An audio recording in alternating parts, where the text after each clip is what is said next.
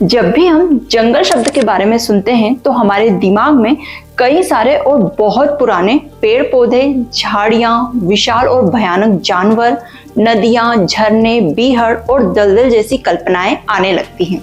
और आए भी क्यों नहीं, जंगल होते ही ऐसे हैं, एक विशाल इकोसिस्टम जिसमें ये सब कुछ प्रेजेंट होता है। और ऐसे में यदि बात की जाए विश्व के सबसे बड़े फॉरेस्ट अमेज़न फॉरेस्ट के बारे में तो चीजें और भी ज्यादा विचित्र और डरावनी हो जाती है। नमस्कार दोस्तों, मैं श्रियंका और आज हम बात करने वाले हैं अमेज़न फॉरेस्ट के बारे में, जो कि अपने आप में एक अबूझ पहेली की तरह है। इस फॉरेस्ट की गिनती विश्व के सबसे बड़े जंगलों में की जाती है। आज हम सुलझाएंगे अमेज़न फॉरेस्ट से जुड़े रहस्यों को और बात करने वाले हैं इस जंगल के विशाल इकोसिस्टम के बारे में। अमेज़न के जंगल या कहें अमेज़ोनिया या अमेज़न रेन फॉरेस्ट के नाम से भी पहचाने जाने वाले चौड़ी पत्तियों और नमी युक्त वन जो दक्षिण अमेरिका के अमेज़न बेसिन के एक बड़े भूभाग पर फैला है। अमेज़न बेसिन इक्वेटोरियल जोन में स्थित है और पूरे वर्ष गर्म और आर्द्र रहता है। यहाँ दिन और रात में कंडीशंस लगभग सेम होती है, लेकिन दिन की तुलना में रात के समय इस जंगल में नमी और अधिक बढ़ जाती है और इसी आर्द्रता के कारण, इसी नमी के कारण अमेज़न रेन फॉरेस्ट में लगभग हर दिन बारिश होती है। और अमेज़न बेसिन का यह क्षेत्र अमेज़न नदी और उसकी सहायक नदियों के द्वारा सिंचित किया जाता है। यह बेसिन 70 लाख वर्ग किलोमीटर क्षेत्र पर फैला है, जिसमें से 55 लाख वर्ग किलोमीटर पर वर्षावन खड़े हैं। वर्षावन मतलब ऐसा क्षेत्र जहां पर ऊंचे लंबे सदाबहार वृक्ष हो और जहां पर उच्च मात्रा में वर्षा होती है। ऐसे क्षेत्र को रेन फॉरेस्ट एरिया या वर्षावन कहा जाता है। और ये वर्षावन हमारी पृथ्वी के सबसे पुराने जीवित पारिस्थितिकी तंत्र इकोसिस्टम के अंतर्गत आते हैं। क्योंकि यहाँ साल भर बारिश होती रहती है, इसीलिए यहाँ के जंगल घने होते हैं, पेड़ पत्तियों की घनी छत बनाते हैं जो सूरज की रोशनी को वन क्षेत्र में घुसने भी नहीं देती हैं। इसके अलावा पृथ्वी की सतह नम और अंधेरी है, इसीलिए यहाँ पर नेचुरल हब्स प्रचुर मात्रा में मौजूद होते हैं। और अमेज़न बेसिन का यह क्षेत्र दक्षिण अमेरिका के 9 देशों की सीमाओं में पड़ता है। इस वन का अधिकांश भाग लगभग 60% ब्राजील की सीमा में है और पेरू में 13% और अन्य देशों जैसे Colombia, Venezuela, Ecuador, Bolivia, Guiana, Suriname और फ्रेंच गुआना में ये वन फैले हुए हैं। और इस पूरे क्षेत्र को जहां पर अमेज़न फॉरेस्ट उपस्थित है संयुक्त रूप से एमाजोनस कहा जाता है। और अब अगर दुनिया के सारे रेन फॉरेस्ट एरिया की बात करें तो विश्व के कुल वर्षावनों का लगभग आधा भाग यही है और विश्व के कटिबंधीय क्षेत्र में पड़ने वाले वनों में यही सर्वाधिक जैव विविधता पाई जाती है। और अब जब आपने इतने सारे फैक्ट अमेज़न रेन फॉरेस्ट के बारे में जान ही लिए हैं तो एक और इम्पोर्टेंट फैक्ट जानिए। अमेज़न रेन फॉरेस्ट को पृथ्वी के लंग्स कहा जाता है और इस फैक्ट को आप याद रखिएगा, हम वीडियो में आगे से एक्सप्लेन करेंगे। गीले उष्णकटिबंधीय वन सबसे अधिक स्पीसीज की वैरायटी के बायोम होते हैं और बायोम ऐसे क्षेत्र को कहा जाता है जहां पर हर तरह की स्पीसीज के लिए सर्वाइवल कंडीशंस पाई जाती हैं। अमेरिका में उष्णकटिबंधीय वन अफ्रीका और एशिया के गीले जंगलों की तुलना में लगातार अधिक प्रजातियां समृद्ध होते हैं। यहाँ अनएक्सपेक्टेड बायोडायवर्सिटी पाई जाती है। अमेज़न फॉरेस्ट में कई सारे जीवित पौधों और जानवरों की प्रजातियों का सबसे बड़ा संग्रह है। यह क्षेत्र लगभग 2.5 मिलियन कीट प्रजातियों, हजारों पौधों की प्रजातियों और हजारों पक्षियों और मैमल्स का घर है। आज तक कम से कम 40,000 पौधों की प्रजातियों, 2200 मछलियों, 1294 पक्षियों, 427 मैमल्स, 428 एम्फीबियंस और 378 रेप्टाइल्स की प्रजातियों को वैज्ञानिक रूप से इस क्षेत्र में क्लासिफाइड किया गया है। और वैज्ञानिकों ने तो अकेले ब्राजील में ही 1,28,843 इनवर्टिब्रेट्स स्पीसीज के बारे में वर्णन किया है। और वर्ष 2001 की एक स्टडी में पाया गया है कि इक्वाडोर के वर्षा वनों के 1/4 वर्ग किलोमीटर के एरिया में लगभग 1100 वृक्षों की प्रजातियां मिलती हैं, जो अपने आप में काफी आश्चर्यजनक है। और यदि एनिमल्स और प्लांट्स में सबसे ज्यादा बायोडाइवर्सिटी किसमें देखी जाती है, इस बारे में बात करें तो प्लांट्स में सबसे ज्यादा बायोडाइवर्सिटी, सबसे ज्यादा जैव विविधता मिलती है। 1999 के एक स्टडी में पाया गया है कि अमेज़न वर्षा वन के 1 वर्ग किलोमीटर में लगभग 90,790 टन जीवित पौधे हो सकते हैं। इस क्षेत्र में आर्थिक और सामाजिक रूप से फायदा पहुंचाने वाले पौधों की अनुमानित 4,38,000 प्रजातियों को रजिस्टर्ड किया गया है। इस क्षेत्र में वृक्ष प्रजातियों की कुल संख्या 16,000 अनुमानित है। और अब दोस्तों, जैसा कि मैंने आपको बताया था, अमेज़न रेन फॉरेस्ट को पृथ्वी के लंग्स भी कहा जाता है। और ऐसा क्यों है? तो धरती पर जीवन जीने के लिए हमें ऑक्सीजन की जरूरत होती है और ये ऑक्सीजन हमें पेड़ पौधों से मिलती है। अमेज़न रेन फॉरेस्ट में पाए जाने वाले पेड़ पौधों से हमें इस पृथ्वी की टोटल ऑक्सीजन में से 20% ऑक्सीजन मिलती है, जो कि काफी आश्चर्यजनक और बहुत बड़ी बात है हम सभी जीवों के लिए। ये जंगल अधिक मात्रा में CO2 को सोखते हैं और सांस लेने के लिए O2 देते हैं। और ये जंगल विश्व के पर्यावरण संतुलन में अपनी बड़ी भूमिका निभाते हैं। अमेज़न बेसिन का प्राचीन काल से ही दोहन किया जाता रहा है। इस क्षेत्र को भूमध्य रेखीय क्षेत्र भी कहा जाता है। अमेज़न नदी इस क्षेत्र से होकर बहती है और पश्चिम में पहाड़ों से होते हुए अटलांटिक महासागर तक पहुंचती है। और अमेज़न जंगल के बीचों बीच में अमेज़न नदी गुजरती है और ये नदी इस विशाल अमेज़न रेन फॉरेस्ट की जान है। और अमेज़न जंगल को सिंचित करने वाली ये अमेज़न नदी विश्व की दूसरी सबसे लंबी नदी है। और यदि इसके ड्रेनेज सिस्टम अफवाह क्षेत्र की बात की जाए तो अफवाह क्षेत्र के अनुसार ये नदी विश्व की सबसे बड़ी नदी है। और ऐसा इसलिए है क्योंकि इसमें लगभग 1000 से अधिक नदियां आकर मिलती हैं।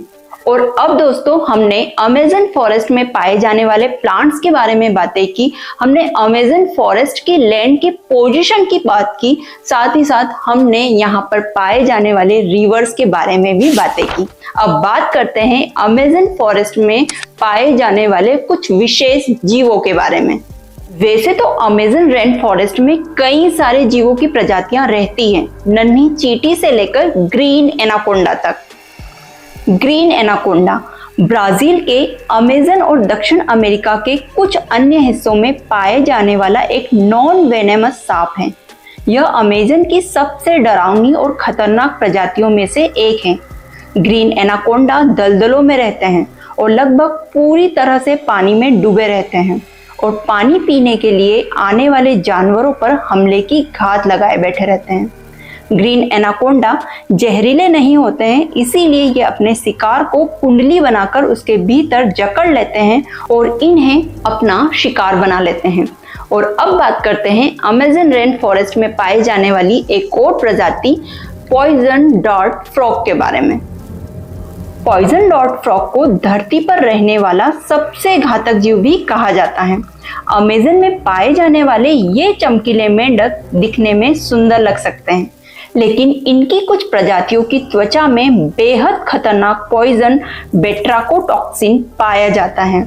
इसकी बहुत मामूली मात्रा भी इंसान के लिए पैरालिसिस का कारण बन सकती है और यहाँ तक कि उनकी मौत का कारण भी बन सकते हैं। अब चलते हैं नेक्स्ट स्पीसीज की तरफ, जो कि है मॉस्किटो। और मॉस्किटो से तो आप सभी परिचित ही होंगे। अमेज़न वर्षावन में आने वालों के लिए मच्छर भी एक खतरनाक जीव साबित हो सकता है। मच्छर अमेज़न के गर्म और नम उष्णकटिबंधीय वातावरण में पनपते हैं। ये मच्छर मलेरिया और येलो फीवर का कारण भी बन सकते हैं और इसीलिए यहाँ आने वाले पर्यटकों को डॉक्टरों के द्वारा येलो फीवर वैक्सीन लेने की सलाह दी जाती है। अब नेक्स्ट प्रजाति है इलेक्ट्रिकल इल। इलेक्ट्रिकल इल एक मछली का प्रकार है। यह ब्राजील में अमेज़न नदी में पानी के नीचे तैरने वाले एक खतरे का नाम है। यह मछली खतरा महसूस होने पर बिजली का जोरदार झटका देती है, जो कि जानलेवा भी हो सकता है। नेक्स्ट है पिरान्हा फिश। पिरान्हा यह दक्षिण अमेरिका में पाई जाने वाली एक मछली की प्रजाति है। ये ताजे पानी की मछली है जिसकी विशेषता है इनके दांतों का तेज और बड़ा होना, और वेनेजुएला में इन्हें कार्बिस कहा जाता है। पिरान्हा फिश की विशेषता होती है कि ये झुंड में अपना शिकार करती हैं। अब नेक्स्ट प्रजाति है ब्लैक काइमन की। Black caiman Amazon rain forest में पाए जाने वाले रेप्टाइल्स की एक प्रजाति है। यह लगभग 5 से 6 मीटर लंबा होता है और इसका वजन 450 किलोग्राम तक होता है। एलिगेटर परिवार की सबसे बड़ी जीवित प्रजाति है ये, और नियोट्रॉपिकल की तीसरी बड़ी प्रजाति है। दोस्तों, अब चलते हैं अमेज़न रेन फॉरेस्ट में पाए जाने वाले दूसरे खतरनाक जीव की तरफ, जो कि है बुलेट एंट।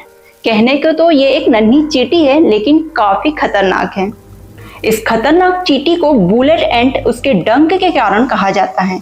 यह चींटी काटने पर असहनीय दर्द पैदा करती है। जिन्हें इसका डंक लगा है, उनके अनुसार इसके डंक का दर्द गोली लगने के बराबर है, और एक बार काटे जाने पर दर्द पीड़ित को 24 घंटे तक परेशान कर सकता है। और यही नहीं, अमेज़न रेन फॉरेस्ट में jaguar, harpy eagles, pink river dolphin, sloths, black spider monkeys जैसे कई खतरनाक जीव अमेज़न रेन फॉरेस्ट में पाए जाते हैं, जो कि अपने शिकार करने के तरीके के लिए काफी फेमस भी हैं।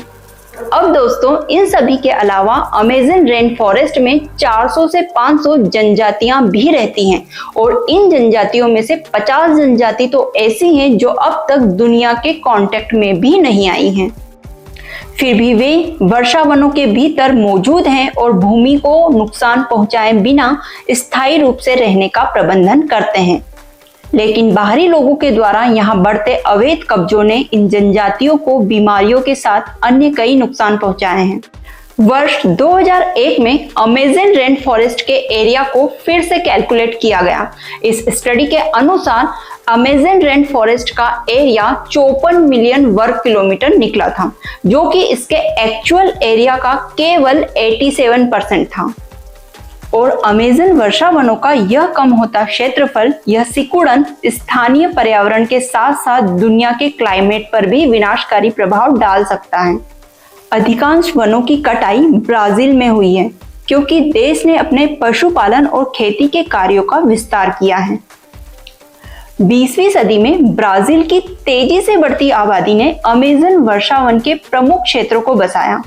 लकड़ी प्राप्त करने और चारागाह और कृषि भूमि बनाने के लिए बसने वालों द्वारा भूमि से वृक्षों को काटा गया, और इसका परिणाम अमेज़न के जंगलों के घटते क्षेत्रफल के रूप में दिखाई दिया।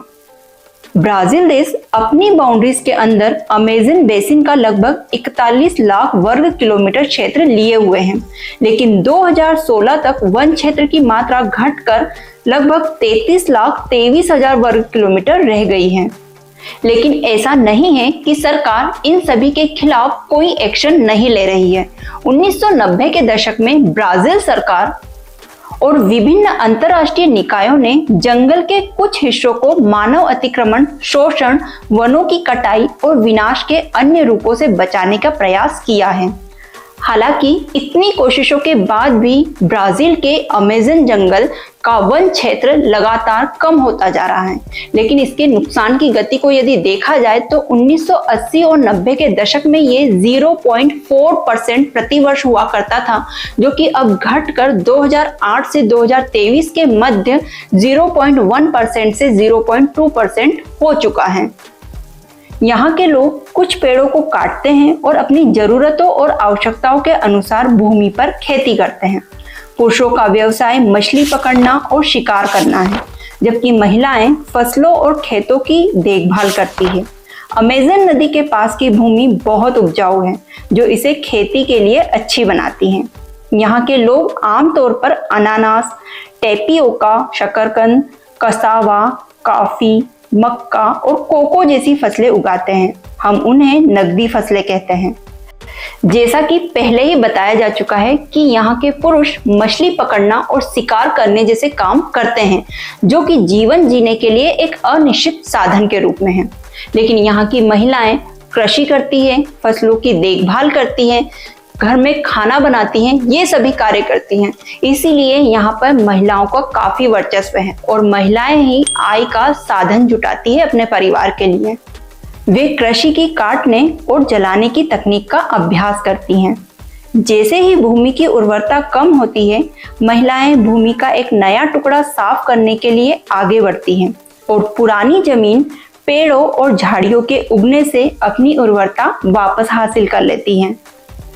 यहाँ के लोग खास तरह की बनावट वाले घरों में रहते हैं और इनकी बनावट के आधार पर ही इन घरों को मालोका कहा जाता है। इन घरों की छतें खड़ी तिरछी होती हैं और ये आकार में बड़े होते हैं।